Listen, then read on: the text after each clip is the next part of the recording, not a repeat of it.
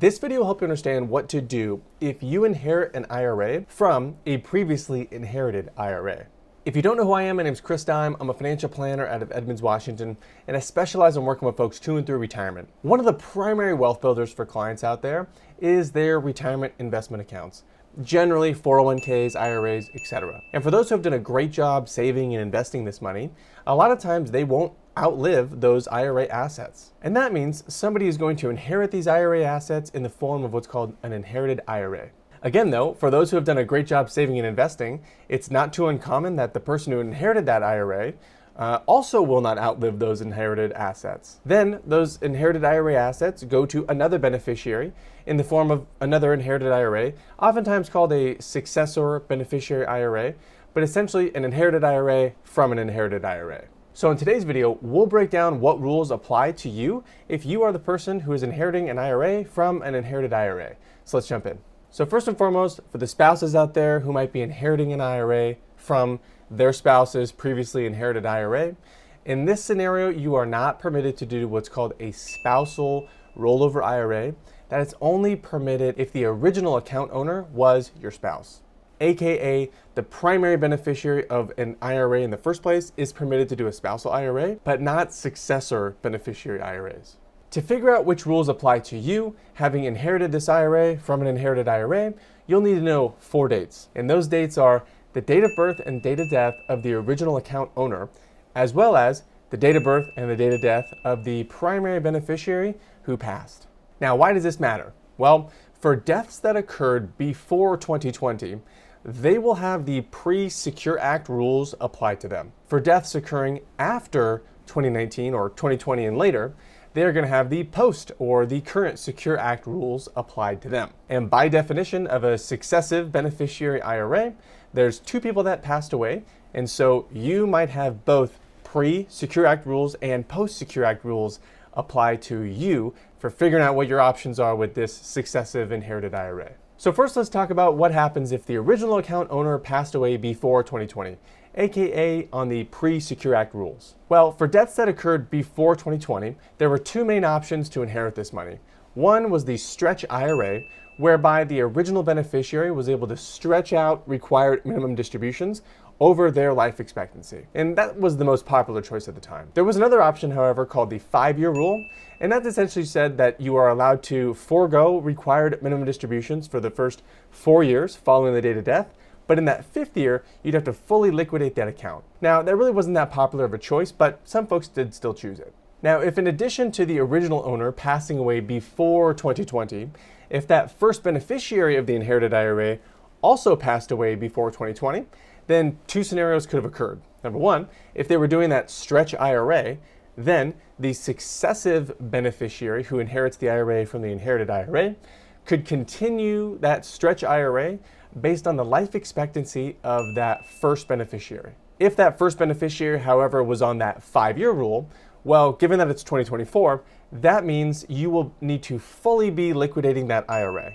And that's because the inheritor of an inherited IRA based on the 5-year rule, they have to continue that 5-year rule based on the primary beneficiary. And since the last time to do this strategy was in 2019, well, 2020, 21, 22, 23, and 24, this would be that 5th year possible. So after 2025, there really shouldn't be anybody who's still doing the 5-year rule based on the pre-Secure Act rules. Now, what about if the original owner passed away before 2020, but the first beneficiary who inherited the IRA passed away after 2019 or 2020 and later? Well, there's really only one slight change, and that is the implementation of what's called the 10-year rule. And what that applies to is for those who chose the stretch IRA back in the day to determine how to pay required minimum distributions when they inherited the IRA, they are not allowed anymore to continue the stretch IRA, aka the successor beneficiary is no longer permitted to continue a stretch IRA. They are now forced to adopt a 10-year rule,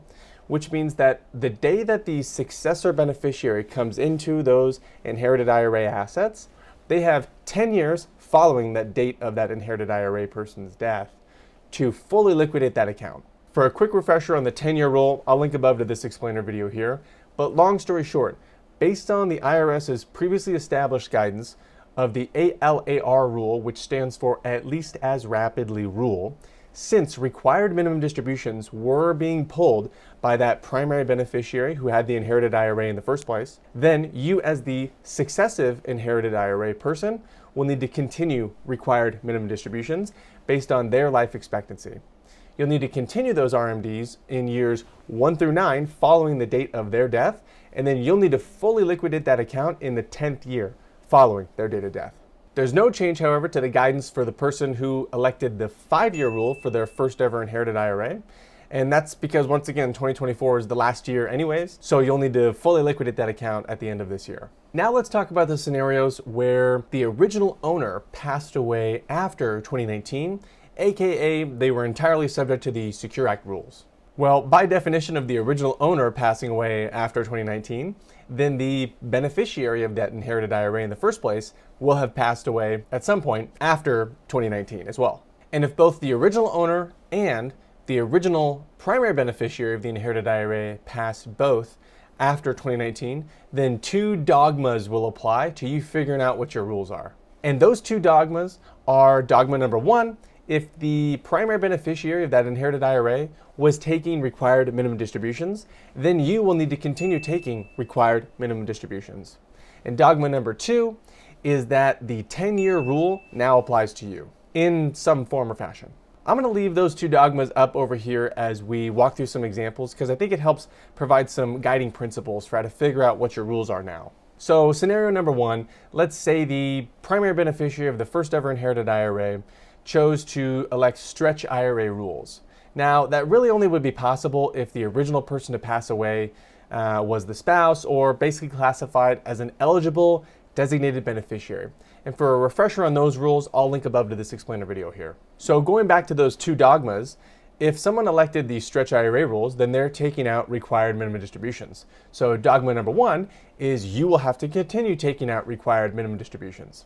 Dogma number 2 is that the 10-year rule will apply to you now. And the 10-year rule, as a refresher, means that in the 10th year following the date of death, you'll need to fully liquidate that account. If we combine these 2 dogmas, that means you'll need to continue taking out required minimum distributions based on the primary beneficiary's ghost life expectancy in years 1 through 9, and then in the 10th year of owning this account, you'll need to fully liquidate the account. Now let's say that that original beneficiary was not an eligible designated beneficiary, therefore couldn't elect the stretch IRA rules. Instead, they were under the non-eligible designated beneficiary rules, which is really common nowadays. It's basically everyone that's not a spouse or a few select demographics. For a quick refresher on non-eligible designated beneficiary rules, I'll link above here. But let's say we already figured out that the original beneficiary was a non-eligible designated beneficiary. That means that they were already under the 10-year rules when they inherited this IRA. Now there's 2 ways that they would have to follow the 10-year rule guidance, with or without required minimum distributions, and that would be based on the original owner's date of death. If the original owner passed before their required beginning date, or the date in which they were supposed to start taking required minimum distributions, then that means that the primary beneficiary who inherited this IRA would not have to take out required minimum distributions in years 1 through 9, but in that 10th year, they'd have to fully liquidate the account. On the contrary, if the original owner had met their required beginning date, maybe passed away in their 80s, for example, then the primary beneficiary of that inherited IRA would then have to still follow the 10-year rule, but additionally, they would have to have a required minimum distribution in years 1 through 9 following the date of death and fully liquidate the account in the 10th year. So let's walk through a scenario. Let's say the inheritor of the original owner's IRA, the primary beneficiary, was a non-eligible designated beneficiary, but the original owner didn't meet their required beginning date. That means that the inherited IRA was under the non-eligible designated beneficiary rules, and there was no RMD required in years 1 through 9. So going back to our dogma number 1, required minimum distributions will not apply to you. However, going to dogma number 2, you'll follow the 10-year rule. However, the 10-year rule already started. So you simply take the shoes of the person who inherited the IRA, and you have however many years are remaining for that first ever 10-year rule. That means, let's say someone is 7 years into owning this inherited IRA, and then they pass.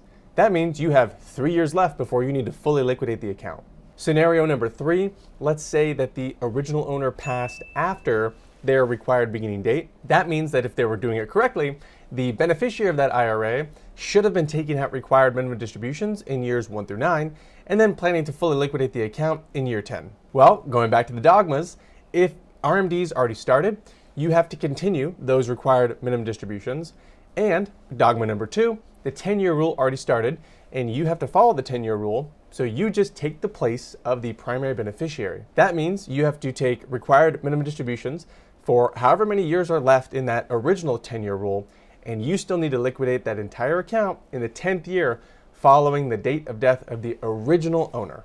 And for those of you who have been following my channel for some time now, might remember that the IRS has actually waived required minimum distributions for that select demographic of non-eligible designated beneficiaries who were supposed to be taking out required minimum distributions but weren't. And in fact, the IRS has forgiven or waived those RMDs for the past 4 years, 2021, 22, 23, and 24. Now, are they going to continue waiving them in the future? I don't know. I think the rules are starting to get flushed out a little bit. But for now, all required minimum distributions for non-eligible designated beneficiaries have been waived. And we'll see what happens, but these are the rules. You're supposed to have been taking them out. Now, quick caveat on inherited Roth IRAs. Roth IRAs are always considered to be inherited before the owner met their required beginning date, even if the original owner was 99 years old when they passed. And that's because Roth IRAs don't have required minimum distributions. And so a Roth IRA, if inherited as a non-eligible designated beneficiary, will always not have required minimum distributions because there are no required minimum distributions on Roth IRAs. But again, that 10-year rule would still apply in the case of a non-eligible designated beneficiary, and you would step into the shoes of that non-eligible designated beneficiary, and you'll have however many years are left in that 10-year rule. So if that was helpful, it's not lost on me that the last thing people want to do when inheriting an IRA is deal with all this tax stuff. So hopefully this is helpful in kind of simplifying things to drive some good decisions. And if you own an inherited IRA and you're choosing a primary or contingent beneficiary for that IRA, these are some things to think about and maybe educating the person that's listed in that beneficiary designation. Hey, here are the rules so you don't get slapped with a bunch of tax penalties if you don't follow the correct rules when I pass away. So hopefully that was helpful. If you have further questions, drop them in the comments below or get in touch on the website. Hope you get squared away. Have an awesome rest of your day. We'll talk to you later. Bye.